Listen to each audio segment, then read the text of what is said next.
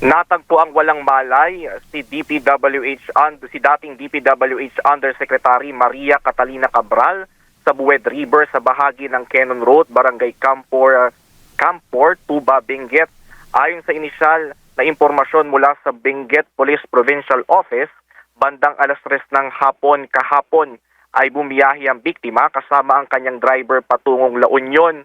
Huminto umano sila sa bahagi ng Cannon Road sa Camp 5 kung saan hiniling ng biktima na mapag-isa ito. Ayon sa driver, bumalik siya makalipas ang ilang oras, ngunit hindi na niya nakita ang biktima. Naghanap siya sa lugar at maging sa isang hotel sa Baguio City, ngunit bigo pa rin ang driver na batagpuan si Cabral. Dahil dito, nag-report siya sa pulisya bandang alas 7 ng gabi kahapon.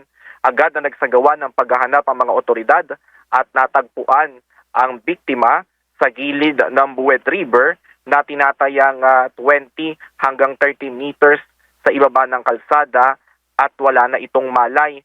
Kanina nung inaangat yung body bag, anong naglalaro sa isip mo nung nakita mo na siya? Wala, naiyak na lang po ako. Hindi ko akalain gagawin niya po. Kasi driver lang po niya, may tiwala po ako sa kanya. Sabi niya akin, tutulungan niya po habang buhay. Kaso, ganun po ginawa niya. Hindi ko alam.